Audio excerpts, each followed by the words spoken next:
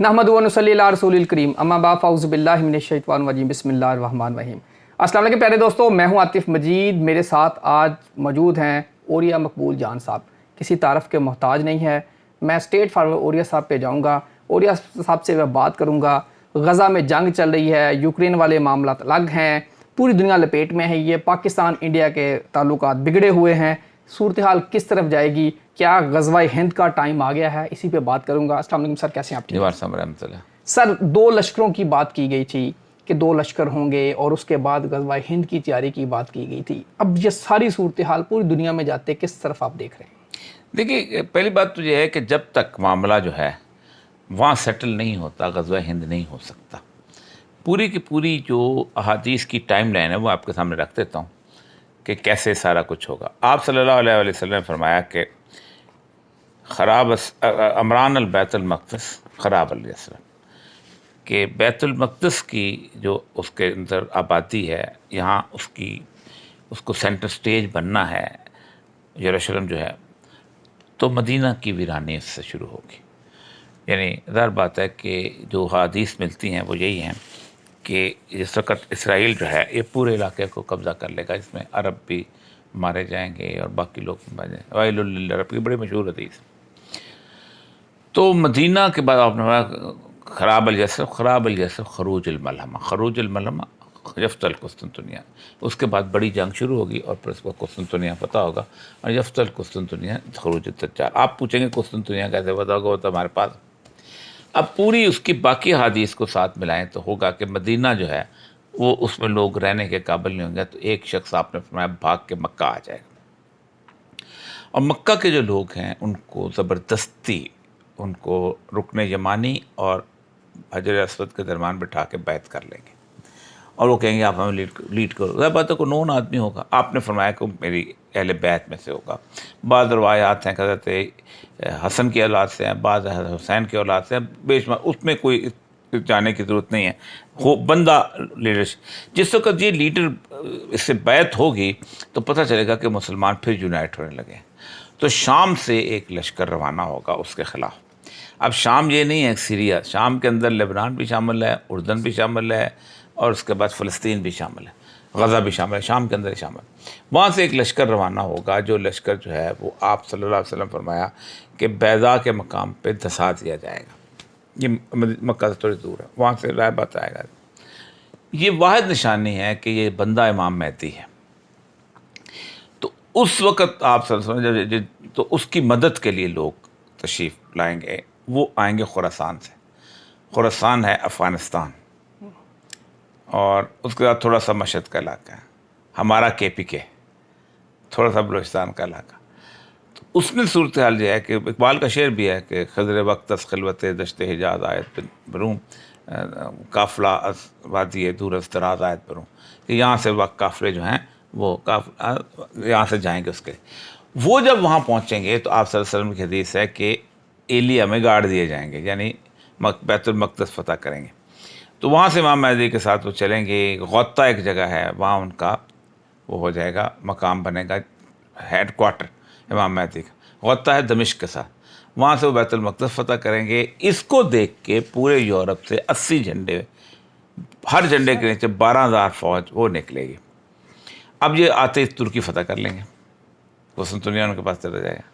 जब तो तुर्की फ़तह करेंगे तो आप वो आगे आ जाएंगे यहाँ पर अमाक के अंदर। अमाक के अंदर जो जगह है हलब, वहाँ जंग होगी बड़ी, जहाँ वो शिकस्त खाएंगे तो फिर मुसलमान तुर्की के। इन बिटवीन इस पूरे सिनेरियो के अंदर इंडिया जो है वो पाकिस्तान पे इस पूरे ख़त्े पर हमला कर देगा, जिसके बारे में रसूलुल्लाह के हदीस है ख़राब सिंध मिनल हिंद व ख़राब अल हिंद मिनल सीन, कि इंडिया यानी सिंध जो है ना, जिसमें पंजाब और सिंध शामिल है, आज का इंडस वैली जो है, इसकी तबाही आएगी भारत से और भारत की तबाही आएगी चीन से। ख़राब सिंध मिनल चीन ख़राब। अब ये जो कैफियत है इसके अंदर, इसको फिर वो मतलब जो अंदाज़ा होता है कि अटक पे ऊपर जो लड़ाई होनी है, क्यों अटक बॉर्डर बनता है खुरासान का ना, तो फिर एक लश्कर ग़ज़वा हिंद का रवाना होगा बैतुल मक़दस से। ग़ज़वा हिंद की 18 हदीसें हैं, उनमें से लश्कर की रवानगी कहाँ है? बैतुल। यानी यहाँ से जो लोग जाएंगे, बेशक वो पाकिस्तान की फ़ौज के लोग जाएं, پہلے وہ بیت المقدس فتح کریں گے، پھر غزوہ ہند کریں گے. تو وہاں سے وہ چلیں گے، وہ پھر آ کے لڑیں گے اٹک کے اوپر. پھر وہ نعمت شاہ ولی بھی کہتے ہیں کہ لاہور بھی فتح ہوگا تو پھر وہ اجمیر بھی فتح ہوگا اور اندور بھی فتح، وہ ان کے فکر نام تھے. یہ ہے وہ بیسیکلی غزوہ ہند، جس میں وہاں سے لوگ، اسی لیے کہا گیا آپ صلی اللہ علیہ وسلم نے کہ ان کے بادشاہوں کو زنجیروں میں جکڑ کے لے کے آئیں گے اور ان کے خزانے بیت المقدس میں سجا دیے جائیں گے. بادشاہوں کو کیوں لکھا ہے؟ اس کی وجہ یہ ہے کہ جب یہ حملہ ہوگا پاکستان پہ، چین حملہ کرے گا وہاں پر، انڈیا پہ، تو انڈیا تقسیم ہو چکا ہوگا، اس لیے ایک بادشاہ نے لے کر بادشاہوں مختلف ریاستوں میں واپس تقسیم ہو جائے گا، وہ پھر اس کو وہاں پر اس کو فتح کر کے. یہ ہے پورے کا پورا سینیریو جو بنتا ہے. سر یہ غزوہ ہند کی جب ہم تھوڑا سا اس کو براڈر پرسپیکٹ میں جائیں، اس وقت جو ہے یہ نہیں ہے. لوگ کچھ کہہ رہے ہیں کہ واقعہ ہوا تھا، محمد بن قاسم آئے، محمود غزنوی آئے. سمپل سی حدیث ہے، کتاب الفتن کی بھی حدیث ہے، یہ اوپر پڑھی ہوئی ہے، نسائی کی بھی حدیث، کہ بیت المقدس سے ایک بادشاہ، ابھی تک بیت المقدس پہ مسلمانوں کا کنٹرول نہیں رہا. حضرت عمر کے زمانے میں بھی تھا، لیکن وہ شام کا ایک حصہ تھا، دمشق سے اس کو غرور کیا. بیت المقدس سے ایک بادشاہ ہند اور سندھ کے لیے لشکر روانہ کرے گا. ایک جگہ صرف ہند کا لفظ استعمال ہے، ایک دفعہ ہند سندھ کا لفظ استعمال. تو یہ سر کہاں تک جائے گا پھر؟ سیاب لوگوں کی بات، یہ پورا علاقہ تو آپ فتح کر چکے ہوں گے نا. خراسان سے آپ چلیں گے، آپ رونتے ہوئے سارے کا سارا وہاں پہنچ جائیں گے، ایلیا میں گارڈ دے جائیں گے، وہاں آپ کی بادشاہ امام مہدی قائم ہو چکی، ادھر سے لڑائی شروع ہوگی. اس لیے فرمایا دو چیزیں، کہ یہ لشکر جب فتح حاصل کرے گا تو دجال کے قیام تک اب وہاں رہے گا، ایک حدیث میں یہ ہے. دوسرا یہ ہے کہ جب یہ واپس لوٹیں گے تو عیسیٰ ابن مریم کو اپنے درمیان پائیں گے. اب ذرا ترتیب دیکھ لیجیے.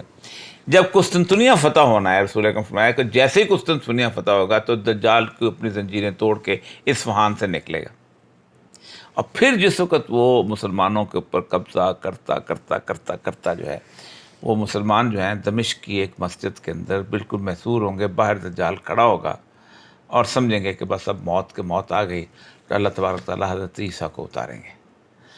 اب دیکھیں دجال قیامت تک رہے گا، دجال نکلے گا تو لشکر پھر جائے گا وہاں پر، اور وہاں اپنے درمیان عیسیٰ ابن مریم کو پائیں گے.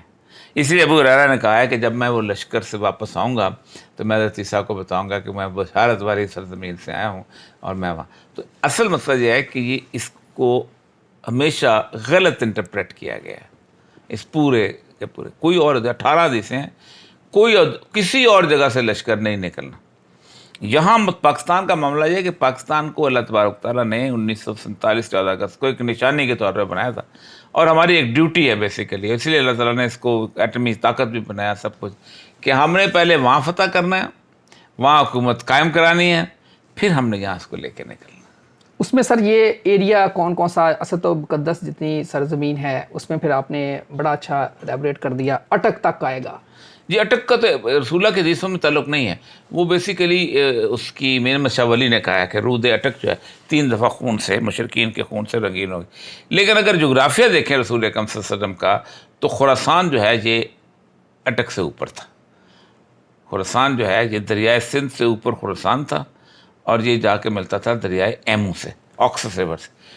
تو ظاہر بات ہے خراسان کی لڑائی ہوگی ہند کے ساتھ، سندھ کا تو یہی ہونی تھی، تو ایک وہ بھی ایک دلیل بنتی ہے کہ وہاں تک ہوگی.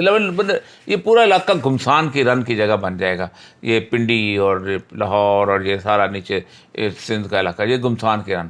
فائنل باؤٹ جو ہے وہ وہاں پر ہوگی، اور جہاں وہاں مسلمان فتح حاصل کریں گے، اور وہ اس کے اندر آپ نے فرمایا بیت المقدس سے آئے گا.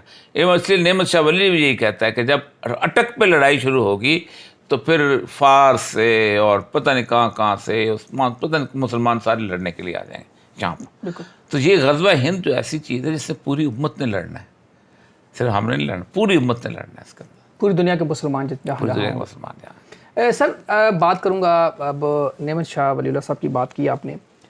ان کا جو 2000 کے قریب اشعار تھے وہ سارے کے سارے، یعنی کہ 200-250 اشعار ہیں، باقی سارے جو ہیں انہوں نے پیشن گوئیاں یا سارا جو انہوں نے بتایا تھا وہ مسلمان سیو نہیں کر پائے. پھر وہاں ہلاکو خان آئے تھے، انہوں نے ساری لائبریریاں بھی تباہ کر دی تھی. اگر اس کی بات تو مسلمان اپنے ایسٹ کو علم سے دور ہو کے کیوں نہیں اس کو سیو کر پائے؟ دیکھیں نعمت شاہ ولی کا جہاں تک تعلق ہے تو نعمت شاہ ولی کی اس طرح کے بہت سارے پیش گئے.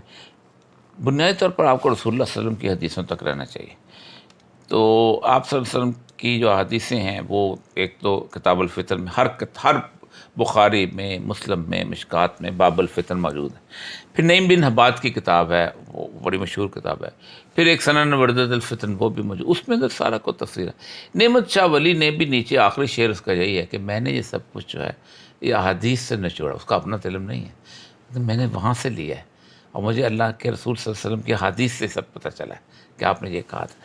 تو ایسا تو ہم چھوڑیں، مطلب بغداد میں ہلاکو نے جب فتح کیا ہے تو آپ خود سوچیں کہ بغداد میں اس لائبریری کو جلایا تھا تو کتنے دن تک بغداد جو تھا اس کا جو دجلہ دریا تھا وہ کالا چلتا رہا تھا، وہ راکھ اس میں کتابوں کی پھینک. یہ مسلمانوں کی بات نہیں ہے. یہ سکندر اعظم جس کو بہت بڑی چیز سمجھتے ہیں، یہ جب پہنچا تھا پرسی پولس ایران میں تو اس کو پتہ چلا یہاں لائبریری بہت بڑی تھی، اس نے سب سے پہلے لائبریری جلائی تھی. دنیا کی سب سے بڑی لائبریری جو ہے مصر میں تھی، اسکندریہ کی لائبریری. تو وہ رومنس نے جب مصر کو فتح کیا تو انہوں نے جلا دی تھی. تو یہ مسلمانوں کے اوپر میں اور آپ مفت میں الزام ڈالنے کے چکر میں ہوتے ہیں. دنیا میں جتنے بھی ظالم بادشاہ تھے وہ انہوں نے یہی کام کیا. ہلاکو نے بھی کیا، تو چنگیز نے بھی کیا، تو اس کے بعد سکندر اعظم نے بھی کیا، سب نے کیا. بالکل ٹھیک ہے ناظرین، عاطف مجید اور اوریہ مقبول جان صاحب کو دیجیے اجازت. اللہ حافظ.